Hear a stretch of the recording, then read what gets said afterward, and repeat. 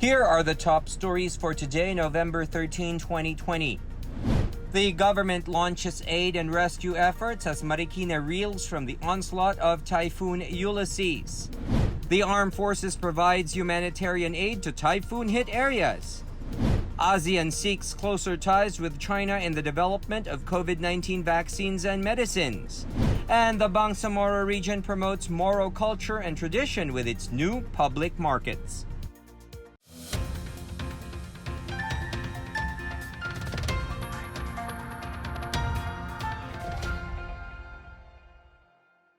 Good day, I'm William Theo. Welcome to the PNA Newsroom. Our top story for today, Marikina is still reeling from the onslaught of Typhoon Ulysses. The details of this from Janice Cave.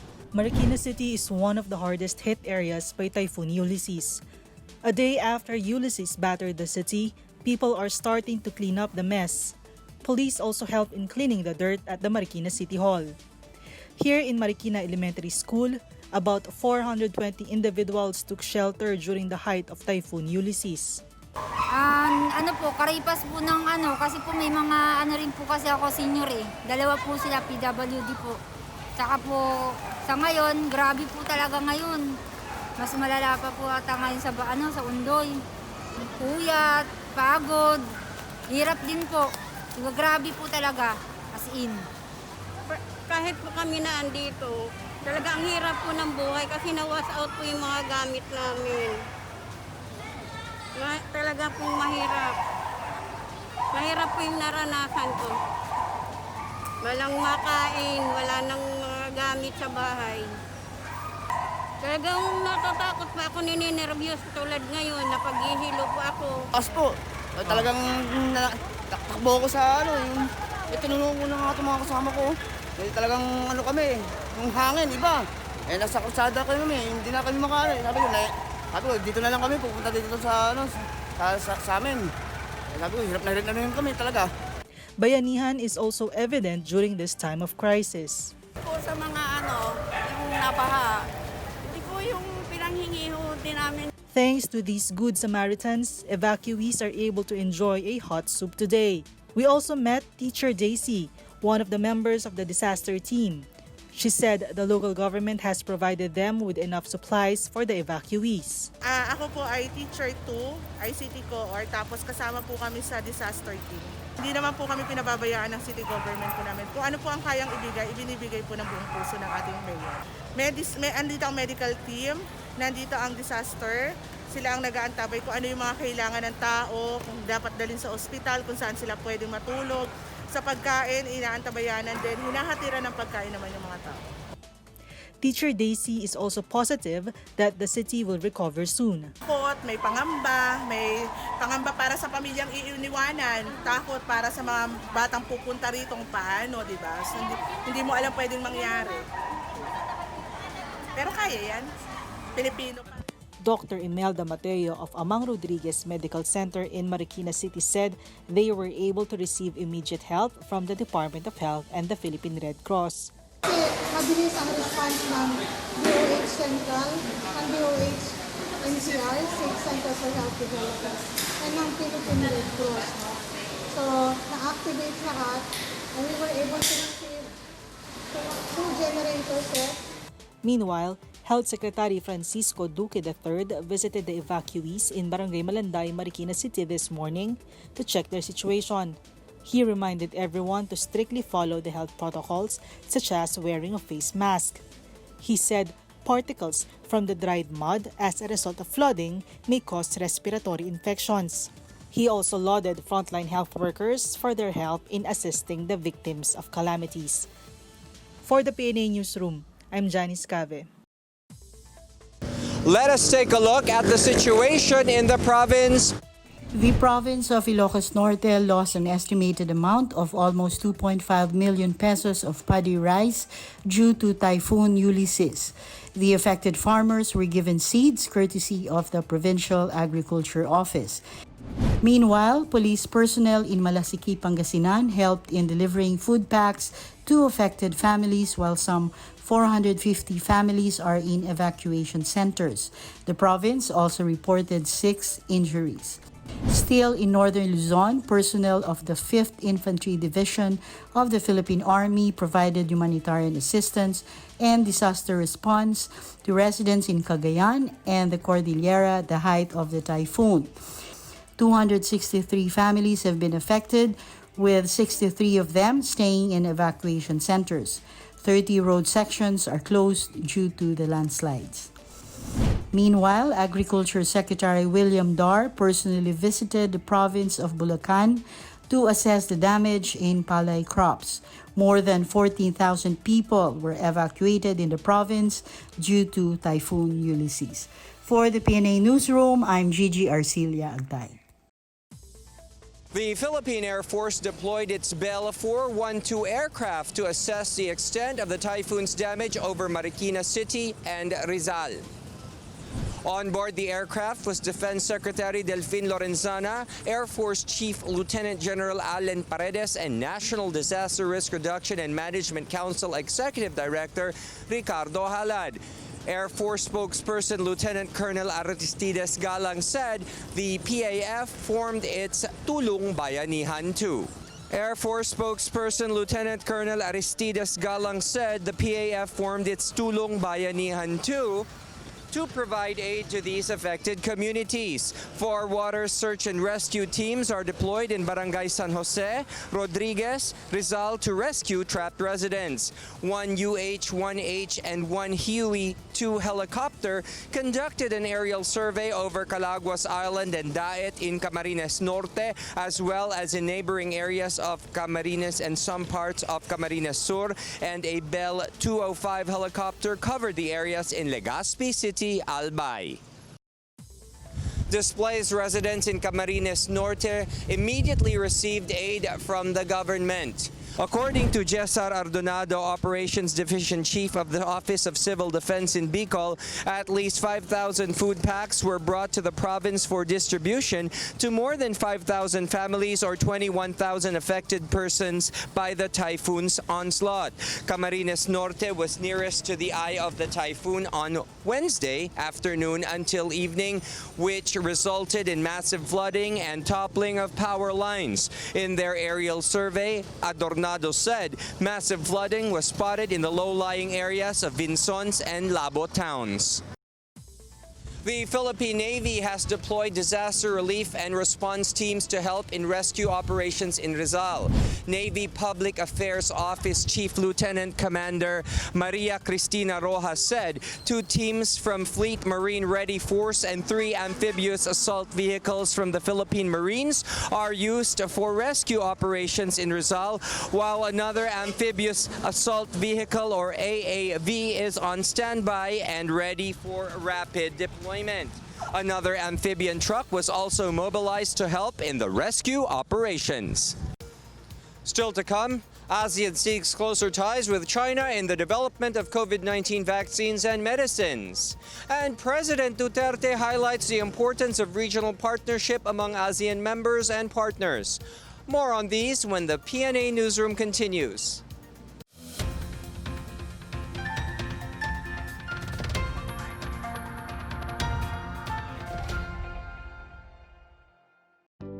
Alamin kung paano ang tamang pagsusuot ng surgical mask. Una, hawakan ang mask sa strap at siguruhing natatakpan nito ang inyong bibig at ilong. Tandaan, ang may kulay na bahagi ng mask ang dapat nasa labas. Ito lamang ang tamang paraan ng pagsuot nito. Ihulma ang nose piece o maliit na metallic strip ayon sa hugis ng inyong ilong. Iwasan ang paghawak sa inyong ilong at bibig. Kung marumi na ang mask, hubarin ito gamit ang strap at itapon ito sa isang basurahan. Siguruhin ang maayos na paghuhugas ng kamay gamit ang sabon at tubig. Ang surgical mask ay dapat gamitin ng mga pasyenteng may sakit sa baga o mga taong mayroong ubo, sipon at lagnat, mga nag-aalaga sa mga may sakit, at mga healthcare at frontline workers. Maaari ring magsuot nito kung kayo ay pupunta sa matataong lugar. Basta't sama-sama at laging handa, kaya natin to! Isang paalala mula sa DOH, PCOO, KBP at ng himpilang ito.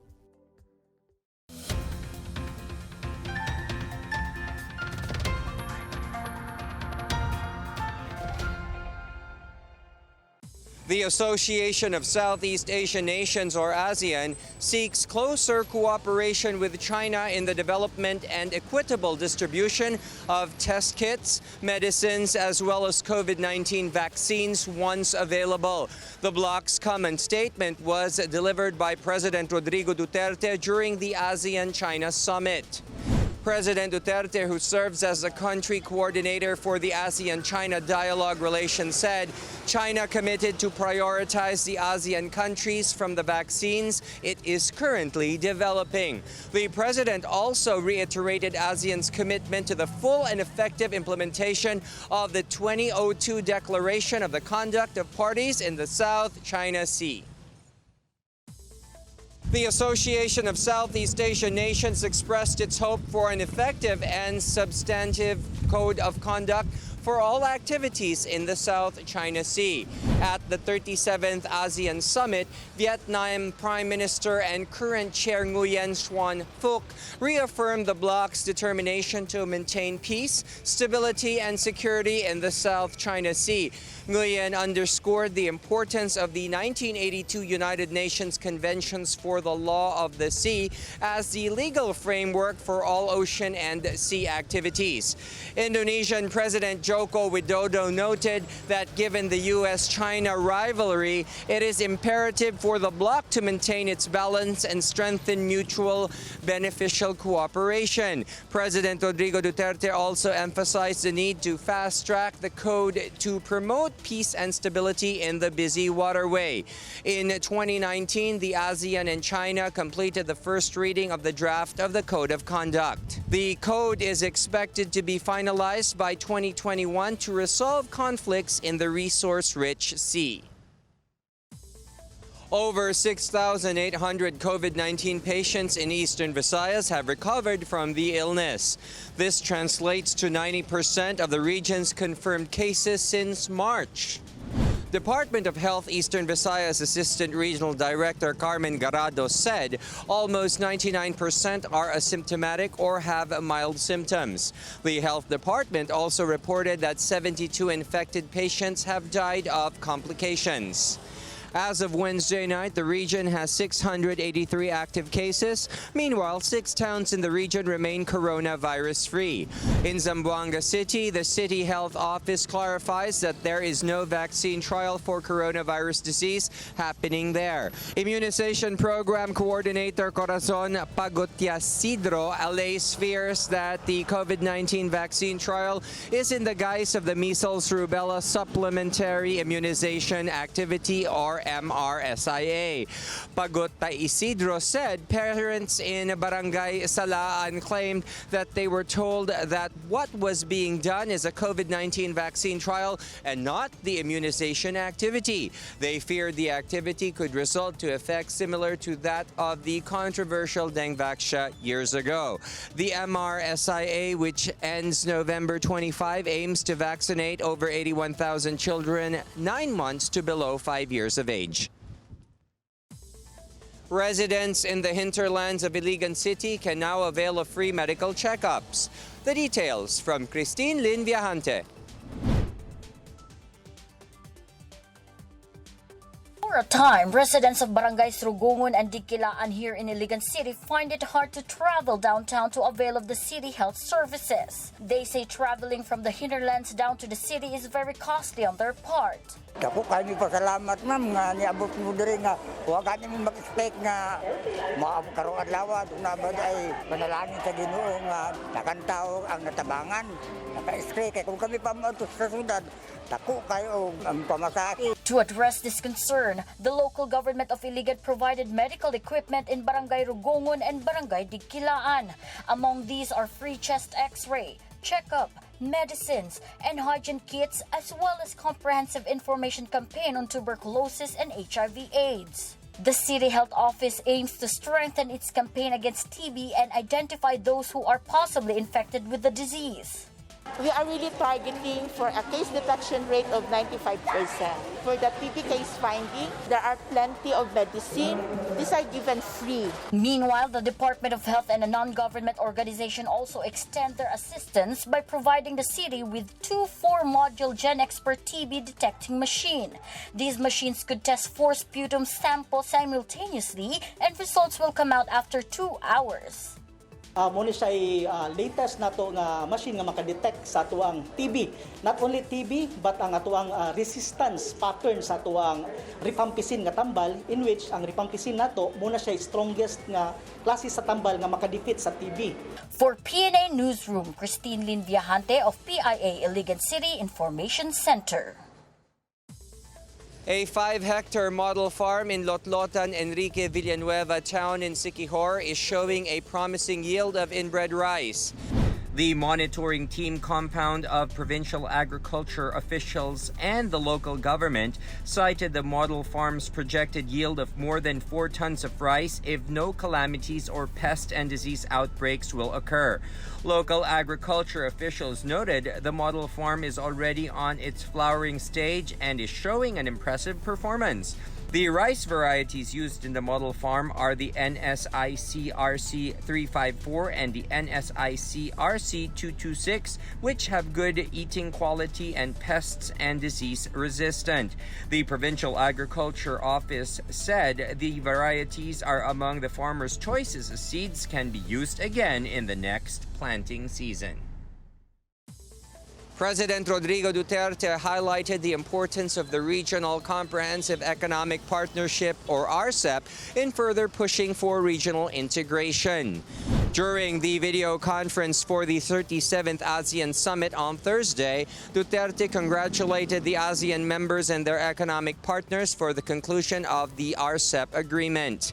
Duterte stressed the need to deepen regional integration and strengthen supply chain connectivity on the economic front. He called for the implementation of sub-regional arrangements such as the BIMP EAGA to bridge development gaps within the region and ensure that transformative growth is enjoyed by all. In 2019, ASEAN leaders approved 18 of the 20 chapters of the mega trade deal for the 10-country bloc and trading partners in China, Japan, South Korea, India, Australia, and New Zealand. The trade pact is seen to help in the Philippines' economic recovery, as this is expected to attract more investments and create more jobs.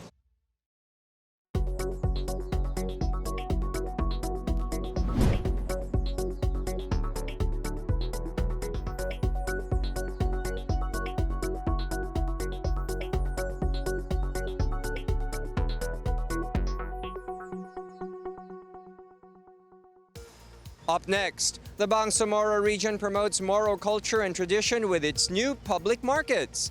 And the Catholic Church provides extended spiritual relief for devotees after All Saints and All Souls Day. More on these when the PNA Newsroom returns.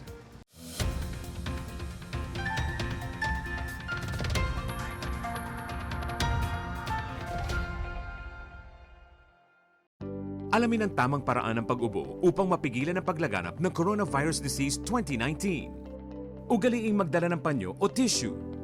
Kung uubo o babahing, takpan ang buong ilong at bibig gamit ang panyo o tissue. Kung walang dalang panyo o tissue, maaaring gamitin ang braso na pantakip. Kung nakararamdam na kailangan umubo o bumahing, agad na dumistansya sa mga tao sa paligid. Huwag dumura kung saan-saan, gumamit ng tissue at itapon sa basurahan. Ugaliin ang paghuhugas ng kamay at paggamit ng alcohol o hand sanitizer upang mamatay ang mikrobyo. Basta't sama-sama at laging handa, kaya natin to! Isang paalala mula sa DOH, PCOO, KBP at ng himpilang ito.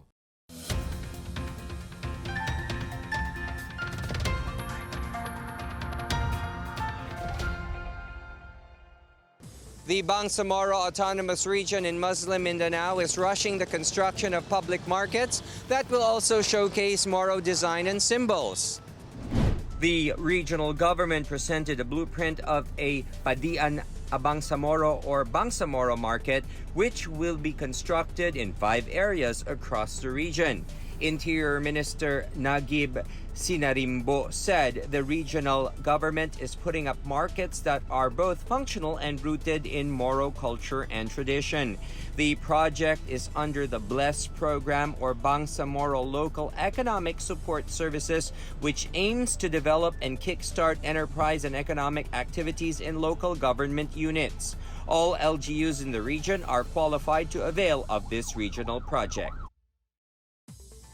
The Philippine Army has intensified the implementation of its community support program to clear more barangays in Negros Oriental of insurgency. Major Senon Pancito III, spokesperson for the Army's 3rd Infantry Division, said priority is given to 6 villages that are still affected by activities of the New People's Army. 6 barangays are Bayog in Lumapaw in Canlaon City, Carolan in Ayungon, Nalundan in Bindoy, Pansiao in Manjuyod, and Luyang in Mabinay. These barangays are identified as stronghold areas of the NPA as well as their mass base. The towns of Mabinay and Manjuyod are recently included in the priority areas of the joint government efforts to address insurgency in the province through the task force to end local communist armed conflict. The local task forces were launched with a Dagyawan, Talakayan sa Mamamayan consultation between the people and government agencies involved in these efforts.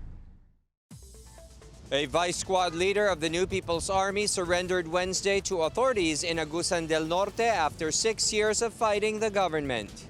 Butuan City Police Chief Colonel Canilo Fuentes identified the NPA member only as Renz, 22 years old, of Barangay Nongnong. Renz fought after Centro de Gravidad of Guerrilla Front for a North Central Mindanao Regional Committee of the NPA. He said he surrendered after he became disillusioned with a communist movement whose leaders promised him a good life. He said he now wants to be reunited with his family and start a new life in their community. Renz will undergo orientation to be able to qualify for incentives and remuneration under the government's Enhanced Comprehensive Local Integration Program, or ECLIP. Devout Catholics who are unable to observe All Saints' Day and All Souls' Day have been granted partial plenary indulgence for their departed loved ones. A partial plenary indulgence by Pope Francis is extended throughout November for the reparation of sins of the departed. To receive the plenary indulgence, one must go to confession, attend Mass and receive communion, visit the cemeteries, and pray for the Holy Father's intentions. The plenary indulgence is granted amid restrictions due to the COVID-19 pandemic during All Saints' Day and All Souls' Day. These days are known as Holy Days of Obligation, referred to as the Days of the Dead. The government last month prohibited family gatherings and visits to the cemeteries from October 29 to November 4 to prevent elevating the risk of spreading the coronavirus.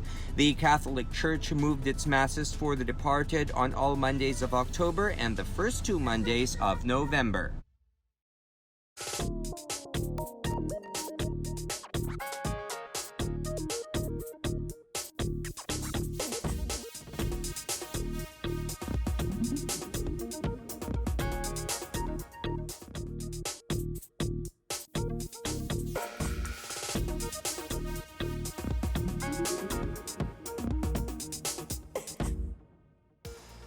Let's take another look at today's biggest stories. The government launches aid and rescue efforts as Marikina reels from the onslaught of Typhoon Ulysses. The Armed Forces provides humanitarian aid to typhoon-hit areas. ASEAN seeks closer ties with China in the development of COVID-19 vaccines and medicines. And the Bangsamoro region promotes Moro culture and tradition with its new public markets. Thank you for watching another episode of the PNA Newsroom. To check more news content, check our webpage or head on to the Philippine News Agency's Facebook and Twitter accounts. For more stories about the government and how it serves Filipinos, look for these hashtags in all of our social media platforms and websites. We are shown on the pages of the PCOO and its attached agencies. Also watch us on television on PTV4 and IBC 13. And that's your daily dose of the biggest stories that you need to know. From the PNA Newsroom, we tell you stories that inspire change. I am William Theo. Good day and stay safe, everyone.